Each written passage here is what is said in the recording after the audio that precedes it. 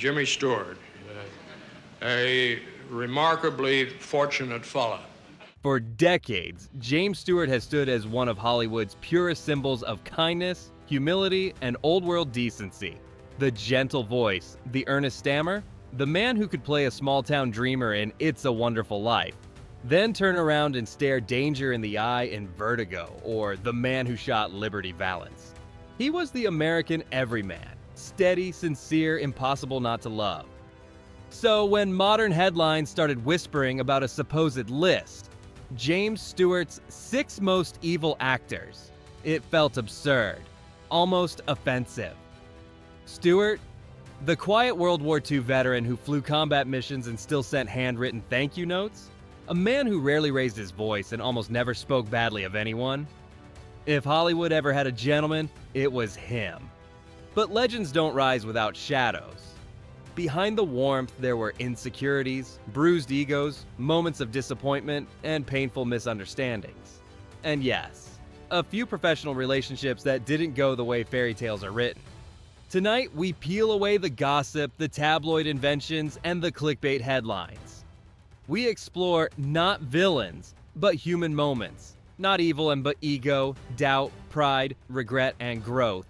Because sometimes the truth isn't scandal. Sometimes it's simply human. Number 6, Donna Reed. That's a Christmas present from a very dear friend of mine. Look, Daddy, teacher says every time a bell rings. There is a strange cruelty in time. How it can take something destined for immortality and let it stumble first. It's a Wonderful Life wasn't always the untouchable classic we know today. In 1946, it wasn't a Christmas miracle. It wasn't a comfort movie. It wasn't even considered a success. It was a disappointment, a box office failure, a film no one believed in. Not even the studio that made it. And standing in the middle of that heartbreak was James Stewart, a man who had just returned from the war not as the fresh-faced dreamer America remembered, but as someone quieter, heavier inside, carrying experiences the Hollywood spotlight could never reach. He had risked his life in the skies over Europe. He had seen things he never spoke about. He returned home unsure if he still belonged in front of a camera, unsure if the world still wanted him. So when the film stumbled, the impact was personal. It wasn't just a flop. It felt like the world saying, maybe you're finished. And fear does strange things to even the kindest of souls. According to Donna Reed's daughter, Stewart quietly placed blame on Reed. Not publicly, not angrily, but in a wounded whisper between colleagues, the kind that sits in the air longer than anyone intends. He believed she wasn't right for the role. He believed the film's failure, in part, rested on her shoulders. And from that moment, a silent decision grew. He would never work with Donna Reed again. They never did. Imagine the sting. Donna Reed, luminous and graceful, who delivered one of the most heartfelt performances in Hollywood history, unknowingly carrying the burden of someone else's doubt. Decades before the film became tradition, before it became a symbol of hope and second chances, it was simply a painful memory for the people who made it. Yet time, patient, steady time, revealed the truth. The world came around. Families began gathering around televisions every December. College kids discovered it. Critics rediscovered it. And one day, the film stood where it always belonged, among the greatest ever made. And James Stewart? Age softened him. Perspective humbled him. Years later, after Reed passed away, he spoke differently, with warmth, admiration, tenderness. He said she was marvelous. He said no one could have played Mary Bailey better. In those words, you could hear a quiet sorrow, the kind that comes only when you realize the past cannot be rewritten, only honored. It wasn't drama, it wasn't scandal, it was simply human. A moment of insecurity from a man who built a career on grace.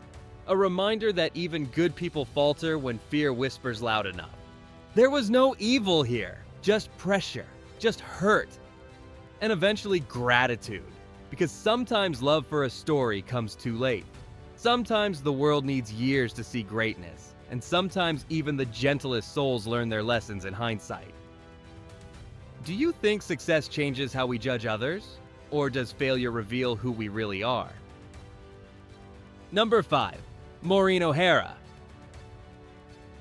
Now really, what are we going to do in a place like this? It must be simply glorious in here when the sun is out. If this house was good enough for Edgar Allan Poe, it's good enough for us. Maureen O'Hara walked onto the set of Mr. Hobbs Takes a Vacation expecting warmth, excitement, and a chance to work with a Hollywood gentleman. After all, this was James Stewart, the man the world trusted, admired, adored. If there was one actor people believed incapable of pettiness, it was him. He was the steady voice of sincerity, the kind of star who made every scene feel safe, every character believable. But cinema isn't church, and legends are still human. On her first day, O'Hara received an unexpected knock at her dressing room door. A studio representative stood there, uncomfortable, hesitant, delivering a message she couldn't quite process at first. Jimmy Stewart wants you off the picture. He believes she might try to take over the production, might become too assertive, too commanding. He feared, somehow, that she would overshadow him. And that quiet fear, that insecurity, that whisper of ego, cut deeper than any dramatic outburst could have. O'Hara was stunned. They had barely exchanged greetings. She had admired Stewart. She respected him. Now she was being warned that he saw her not as a partner, but as a threat. On set, she began to notice the smallest shifts. The camera favoring him, blocking that gently boxed her performance in. Scenes shaped to orbit his character rather than breathe naturally between two stars. Not cruelty, not meanness, just control. A desire to protect space. A belief that the film needed to revolve around him. This wasn't the generous Jimmy Stewart the public adored. This was an actor guarding territory. A veteran of Hollywood who had played vulnerable men on screen, but in this moment, struggled to offer vulnerability off it. O'Hara later called him remarkable, and also said he wasn't generous. It wasn't a condemnation, it was an observation. A truth told by someone who believed in collaboration, only to find herself navigating caution instead. It's easy to cast blame from the outside. But imagine Stewart's state of mind. Decades into his career, carrying the weight of a reputation built on humility and decency. Sometimes the higher a pedestal rises, the more a person feels the tremor beneath it. Sometimes maintaining kindness is harder than offering it. And sometimes even the most gracious soul contents at the thought of being eclipsed. Hollywood doesn't reward softness. It tests it, it stretches it, and occasionally it bends it. What happened between Stewart and O'Hara wasn't scandal. It was humanity meeting pressure. Two titans sharing a frame, each shaped by different instincts. O'Hara believed in strength with openness. Stewart believed in gentleness with control. The clash wasn't spite. It was self-protection disguised as authority. And yet, when audiences watch the film today, they don't see friction. They see a family comedy with warmth, chaos, humor, and two stars doing what they do best. Time has a way of smoothing the edges, leaving only the art behind. But stories like this remind us that perfection is a myth, and even the sweetest legends cast shadows when the sun hits at the wrong angle. Because the truth is simple, grace doesn't erase ego. Even the kindest men sometimes fear losing their place in the light. Ever worked with someone you admired, only to discover they were guarding their ground a little too tightly? Number 4. Joan Crawford. Before he was James Stewart, the pillar of American sincerity, the man who could break hearts with a single stammered sentence, perhaps if I'd not been a fool all these years, this wonderful moment might never have been quite the same. Quite so perfect. he was just a young actor trying to find his place in a town that swallowed people whole. Hollywood in the 1930s was glitter on the surface, steel underneath. Power wasn't given, it was defended. And one of the fiercest guardians of that power was Joan Crawford. By the time Stewart stepped on the set of The Gorgeous Hussy in 1936, Crawford was already Hollywood royalty. glamorous, commanding, and unafraid to protect her star status, she had survived too much to let anyone threaten her place, especially a newcomer with earnest eyes and a hesitant voice. Stewart arrived eager, humble, grateful for the chance. And yet, before he could even adjust to the lights and costume fittings, he felt it, the chill of being unwelcome. Crawford didn't see promise when she looked at him. She saw inconvenience. She reportedly complained to the studio, questioning why she had to share the screen with someone so green. She even joked sharply, "What's next? Am I supposed to change his diapers too?" It wasn't subtle, it wasn't kind. It was Hollywood hierarchy spoken aloud. Stewart rarely admitted irritation. He was built for patience, that gentle, steady presence that made the world lean in. But years later, when asked about Crawford, something flickered. He said she was the one co-star he didn't get on too well with. Coming from him, that small sentence landed like thunder. If James Stewart, the industry's quiet champion of grace, had trouble with someone, the friction must have been real. Still, this wasn't a feud in the dramatic sense. It was an imbalance. A rookie walking into the blast radius of a veteran's insecurity. Crawford wasn't evil. She was shaped by survival. She came from a Hollywood era where one crack in your image could end everything. Stewart, meanwhile, came from a mindset of trust and respect, two philosophies colliding in the glow of studio lights.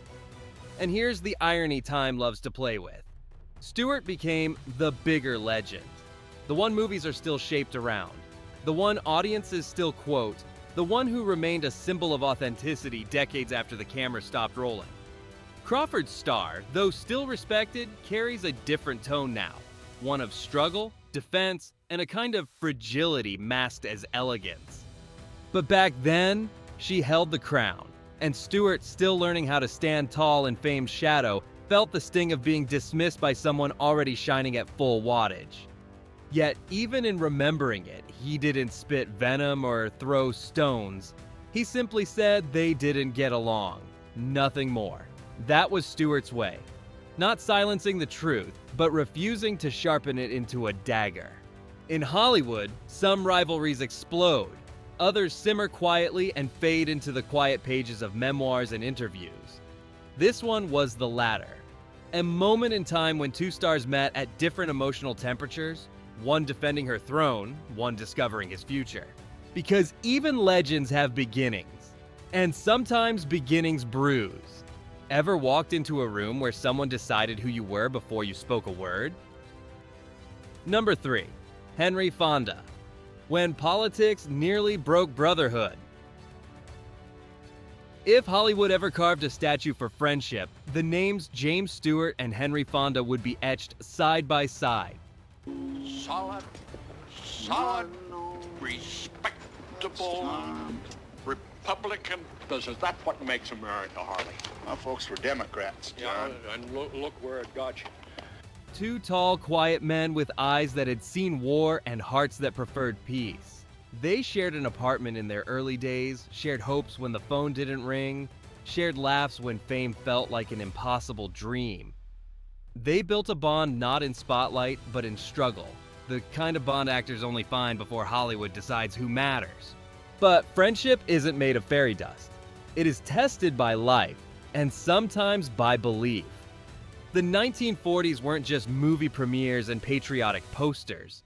They were years when political lines cut deeper than gossip columns, when suspicion lurked, when loyalty to country and loyalty to conscience sometimes collided. Stewart and Fonda, so similar in temperament, landed on opposite sides of a quiet war. Stewart cooperated discreetly with J. Edgar Hoover and the FBI, believing Hollywood needed protection from organized crime. He saw it as duty, a continuation of service after risking his life overseas. Fonda, fiercely independent and deeply protective of freedoms, despised the idea of government overreach. He feared witch hunts. He feared loyalty turning into surveillance. And when he learned privately of Stewart's involvement, the shock turned to anger fast. Gloria Stewart, James's wife, once recalled that Fonda didn't raise his voice often, but when he did, it could rattle walls. He confronted Stewart with disbelief, then fury. He shouted that the FBI couldn't even run the mafia out of Chicago, questioning why Stewart would trust them with Hollywood's soul. Words sharpened, tempers flared. And in a rare moment between two famously gentle men, fists nearly followed. That scene, private, painful, wasn't two celebrities arguing. It was two American men wrestling with what loyalty meant, what freedom meant, what protection meant. One believed in institutions, the other believed in rebellion. Both believed they were doing what was right. They stopped speaking for years. Imagine that silence. Two men who had shared rent, meals, early failures, suddenly strangers because the world outside their friendship had changed faster than they could adjust. It wasn't ego, it wasn't vanity. It was the country tugging at them from opposite corners, and for a while, they let it win. But time again does what time always does for real love. It returns things if you let it. Years later, they worked together again. They laughed again. They forgave. Not because nothing happened, but because something more important always existed between them. Their friendship endured not because it was unbreakable, but because it was repairable. If a film ever needed proof, look at the Cheyenne Social Club. Two old friends on screen, comfortable in each other's pauses, speaking like men who knew each other long before fame touched their faces. Hollywood didn't reunite them, life did, age did, understanding did. Some friendships are made of fire, others made of stone. Stewart and Fonda, they were forged from both, heated by conflict, cooled by grace, hardened by loyalty. No list of evil actors here. Just two good men learning that even love can stumble when the world gets loud. Have you ever disagreed so deeply with someone you cared about that silence felt easier than talking? Number 2, miscast in Rope, when even legends doubt themselves. But Open it.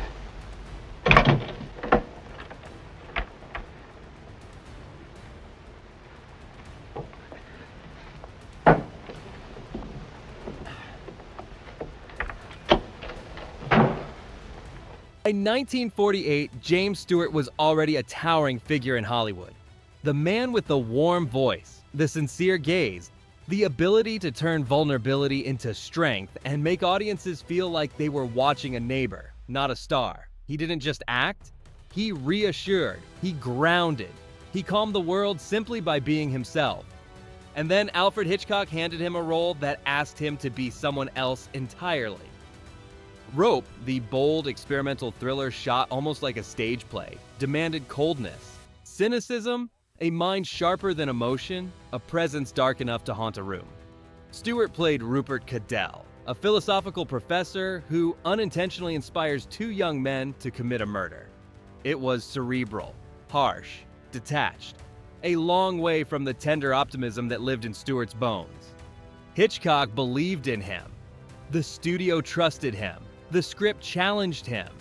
And Stewart, hungry to stretch his craft, stepped into the part with discipline and courage, but not comfort. There is a particular ache in watching someone try to fit inside a mold built for a different soul.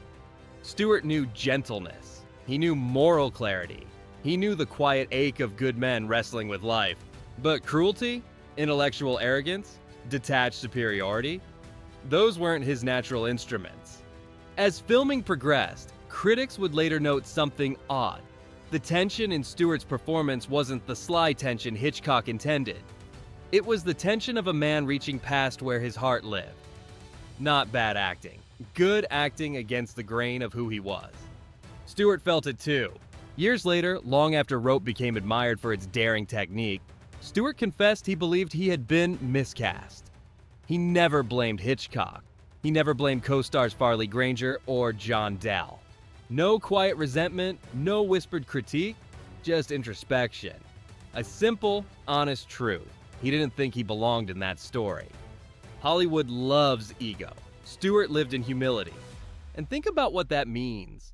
A man who delivered one of the most complex roles in Hitchcock's filmography, and instead of celebrating himself, questioned whether it was his place. In a town where actors fight for attention, he questioned if he deserved the spotlight. That is not insecurity. That is respect. For the craft, For the audience, for truth. To feel miscast doesn't mean you failed. It means you understood yourself enough to notice the edges of your own spirit. Stewart walked away from Rope not bitter, but wiser. He learned something about his range and his limits. He learned that talent is not about doing everything perfectly, but about knowing where your strength breathes best. And maybe that's why his legacy still feels so pure. He didn't pretend to be invincible. He allowed doubt to exist. He allowed honesty to speak. And in doing so, he made the rest of us feel a little less alone in our own insecurities. When audiences watch Rope today, they see ambition, bravery, and a man stretching himself in a world that wasn't built for comfort. That's not failure. That's courage. That's craft meeting humility. Because sometimes the bravest thing an actor or a person can do is admit when the fit wasn't right. Have you ever taken on something you thought you should do only to realize later your heart wasn't really there? Number 1. Harvey, the role he loved and couldn't forgive himself for. Good heavens, man, haven't you any righteous indignation? Oh, Doctor, you know, years ago, my mother used to say to me, she'd say, in this world, Elwood, you must be, she always called me Elwood. In this world, Elwood, you must be oh so smart. Most actors spend their lives wishing for a role the world will never forget. James Stewart had more than most. Yet the character that clung closest to his heart wasn't a cowboy, a detective, or a war hero. It was Elwood P. Dowd, the whimsical dreamer who believes in kindness, innocence, and a 6-foot invisible rabbit named Harvey. Harvey wasn't a typical Hollywood triumph. It wasn't grand or explosive or dramatic in its storytelling. It was soft, peculiar, a little strange, and in its own way, magical. Stewart played Elwood like a man untouched by cynicism, someone who saw goodness in a world always rushing to outgrow it. Audiences adored him, critics praised him. The character became one of cinema's most beloved gentle souls. And yet, Stewart, the man who could melt hearts with a single honest look, walked away from the film uneasy. He thought he had played Elwood too dreamily, too lightly, as though he floated above the world instead of walking through it. He felt he missed something deeper, something truer beneath the whimsy. Where others saw charm, he saw a near miss. Many actors crave applause. Stewart re-examined himself instead. Years later, long after the movie earned its place in film history, he returned to the role. He played Elwood again, this time older, wiser, more grounded. The magic was still there, but it carried a touch of melancholy. Like someone who smiled because he'd seen sadness too, and understood why kindness mattered more. That second performance wasn't about ego. It wasn't even about the audience. It was about peace. Stewart needed to prove to himself that he could honor the character the way he felt it deserved. He wasn't chasing perfection. He was chasing honesty. And here's the truth that makes James Stewart so rare. He never pretended to be flawless. In a town that worshipped certainty, he wore uncertainty like a quiet badge of integrity. When he felt he fell short, he didn't blame scripts, directors, or co-stars. He looked inward. He worked harder. He tried again. That's not insecurity, that's devotion. Few stars today would revisit a role because they cared too much about doing it right. Stewart did. He believed in Elwood. He believed in sincerity. He believed in stories that made people feel tender instead of tough. Harvey wasn't just a film for him. It was a reminder that gentleness is not weakness, that innocence is not foolishness, that sometimes the truest strength lies in choosing to stay soft in a world constantly daring you to harden. Hollywood made James Stewart a legend. Harvey revealed the soul behind the legend, the man who never stopped questioning, never stopped refining, never stopped trying to be better than yesterday. No list of evil actors ever existed. What existed was a man who held himself to a standard higher than anyone else ever could. Because the only person James Stewart truly judged was James Stewart. Have you ever finished something everyone praised, but you still felt you hadn't given your fullest self? For anyone searching for drama, for feuds, for villains hiding behind Hollywood smiles, this was never the place to look. James Stewart didn't keep lists. He didn't tear people down. He didn't leave behind whispered grudges folded between studio contracts or scribbled in bitter memoirs. What he left instead was something much harder to fake and far rarer in Hollywood than scandal, decency, humility, humanity. Were there conflicts? Of course. Stewart was human. He misread moments, carried insecurities, pushed back when fear spoke louder than clarity. He clashed with strong personalities.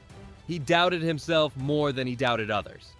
And instead of shouting his frustrations, he swallowed them, learned from them, and, more often than not, softened with time. That isn't evidence of resentment. It's evidence of growth. The myth of 6 evil actors never belonged to him. It belongs to a culture obsessed with headlines sharper than truth, louder than sincerity.